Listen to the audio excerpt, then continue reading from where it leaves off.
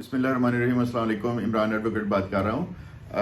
आज बताऊंगा मैं आपको कि जजेस किस तरह अपॉइंट होते हैं, जजेस की भर्ती किस तरह होती है। जो कॉन्स्टिट्यूशनल कोर्ट्स हैं, सुप्रीम कोर्ट है, फेडरल शरीयत कोर्ट है और हाई कोर्ट के जो जस्टिस साहबान हैं वो किस तरह अपॉइंट होते हैं।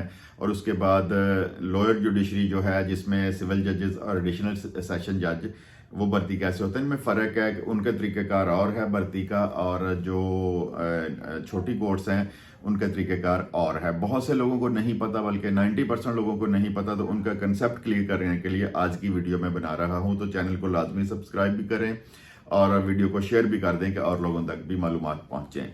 तो सादे लफ्ज़ों में समझाऊंगा कि आम पब्लिक को पता चल जाए। जो वकला हैं या कानून के तालब इल्म है वो तो अक्सरियत उनमें से जानती है। तो सादे लफ्ज़ों में समझाऊंगा कि ये इनकी अपॉइंटमेंट कैसे होती है, एज कितनी है, क्वालिफिकेशन कितनी है, रिटायरमेंट की एज क्या है। तो ये चीज़ें आपको समझाने की कोशिश करूंगा।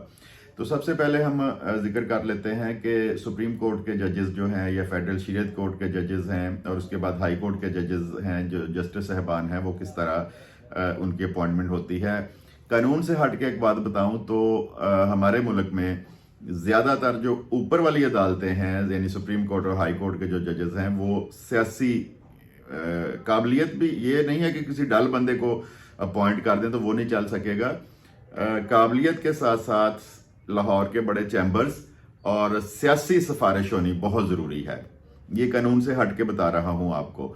तो इस तरह उनकी अपॉइंटमेंट हो जाती है। और अक्सर देखा गया है कि जो रूलिंग पार्टी है उस पार्टी से तल्लुक़ रखने वाले लोग जो हैं वो ज़्यादा जजेस भर्ती होते हैं। एज की अगर बात करें तो उम्र कम से कम 45 साल होनी चाहिए, 10 से 15 साल प्रैक्टिस होनी चाहिए। या हाई कोर्ट के में भी 5 साल के लिए काम किया गया है तो वो बंदा एलिजिबल होता है सुप्रीम कोर्ट के जस्टिस बनने के लिए या जज बनने के लिए। करता इनको कौन है? सुप्रीम जुडिशल काउंसिल जो है वो इसको अपॉइंट करती है, उसको लीड करता है उस वक्त का जो सुप्रीम कोर्ट का चीफ जस्टिस होता है।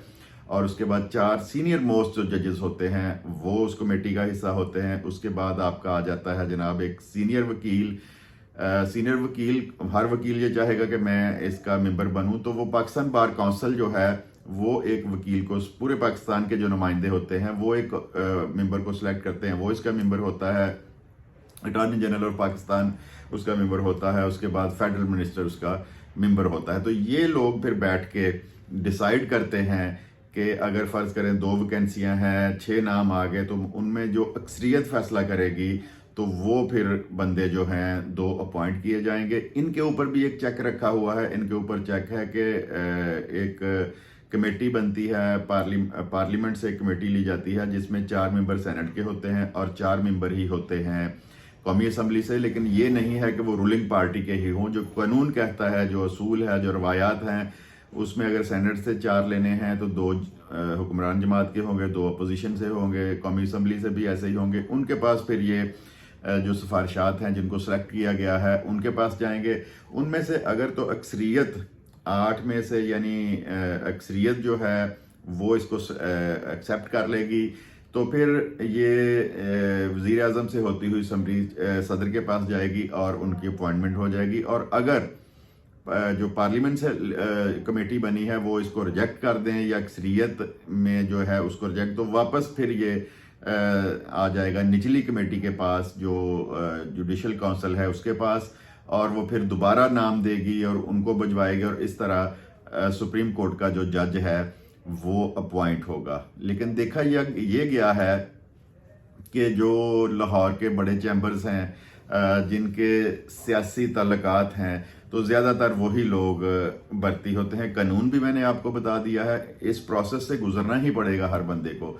लेकिन ये नहीं है कि कोई बिल्कुल ही एक डल आदमी है, उसको इल्म ही नहीं है कानून का, तो ऐसा बंदा फिर सीट पे जाके चल भी नहीं सकेगा। उसमें बंदे में काबिलियत भी होनी चाहिए, उसका चेहरा भी जाना पहचाना होना चाहिए। यानी कि कोर्ट्स में जब वो पेश होता है तो एक काबिल वकील जो है वो ही इस सीट तक जा सकता है। इसके लिए फिर एक और है कि एजेंसियों से भी मदद ली जाती है। जो हमारे मुल्क की खुफिया एजेंसियाँ हैं उसका करैक्टर देखा जाता है, उसका कोई देखा जाता है कोई ऐसी सरगर्मी, मुल्क दुश्मन सरगर्मी में मुलव्वस ना हो। तो ये सारी चीज़ें मिलके फिर जो है वो जस्टिस बनता है। हाई कोर्ट का जो जज है उसके लिए भी उम्र यही दरकार है।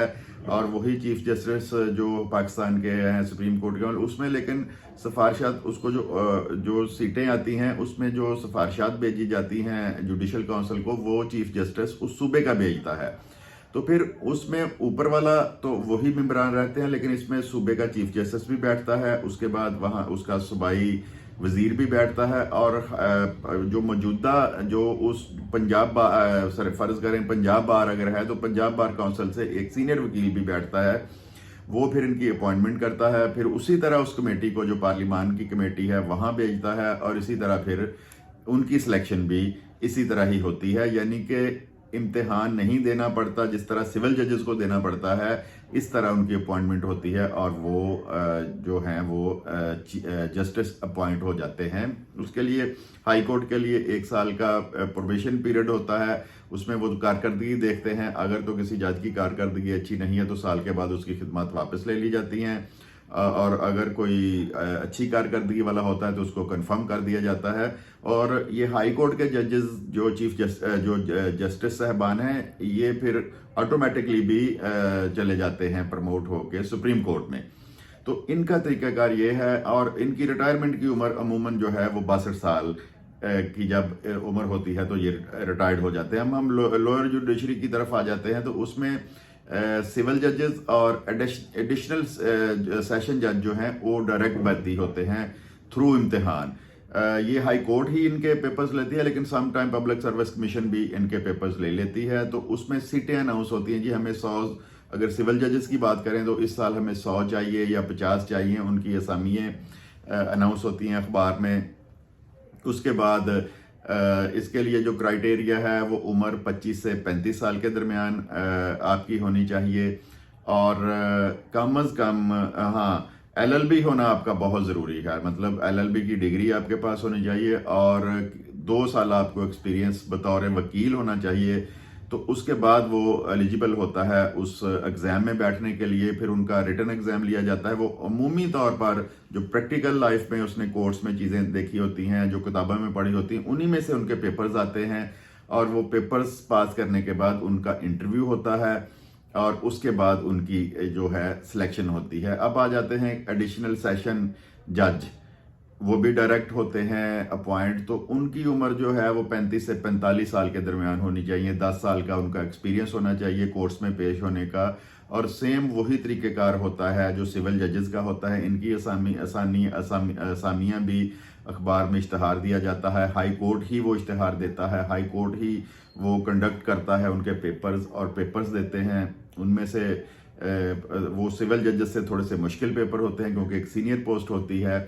تو وہ ججز وہ پیپرز دے کے اس کے بعد ان کا انٹرویو ہوتا ہے، اور اس طرح ایڈیشنل سیشن جج جو ہے ان کی ڈائریکٹ اپوائنٹمنٹ ہوتی ہے. یعنی سول ججز اور جو ایڈیشنل سیشن ججز ہیں ان کا طریقہ کار یہ ہے کہ انہوں نے امتحان دینا ہوتا ہے، اور اس کے بعد ان کی سلیکشن ہوتی ہے. اور یہی جب ایڈیشنل سیشن جج بنتا ہے اس کے بعد وہ سیشن جج بن جاتا ہے. اور ادھر سے بھی کچھ لوگ جو ہیں وہ ہائی کورٹ کے جو ہیں ہائی کورٹ میں ایز اے جسٹس بھی چلے جاتے ہیں. لیکن ڈائریکٹ جو زیادہ تر دیکھا گیا ہے، جو ڈائریکٹ بھرتی ہوتی ہے ہائی کورٹ کے ججز کی اور سپریم کورٹ ججز کی، وہ جیسے میں نے پہلے بتایا ہے کہ وہ جو طریقہ کار ہے کہ وہ جوڈیشل کمیشن بنتا ہے، پارلیمان سے لیے جاتے ہیں، جو ہے ملک کا وزیر اعظم اس سے ہوتی ہوئی اسمبلی اپوائنٹ کرتا ہے، پھر اس کو جو ہمارا صدر پاکستان ہے وہ اس کو اپوائنٹ کرتے ہیں. تو امید ہے کہ آپ کا کنسیپٹ کلیئر ہو گیا ہوگا کہ سپریم کورٹ کے، فیڈرل شیئر کورٹ کے، ہائی کورٹ کے ججز کس طرح اپوائنٹ ہوتے ہیں، اور جو ہماری لوئر جوڈیشری ہے جس میں ڈائریکٹ پیپر دے کے ہم آتے ہیں، اس میں سول ججز اور ایڈیشنل سیشن جج جو ہیں وہ کس طرح بھرتی ہے. تو شیئر کر دیا کریں ویڈیوز کو تاکہ اور لوگوں تک بھی یہ معلومات پہنچ سکیں. ویڈیو دیکھنے کے لیے آپ کا بہت بہت شکریہ. خدا حافظ.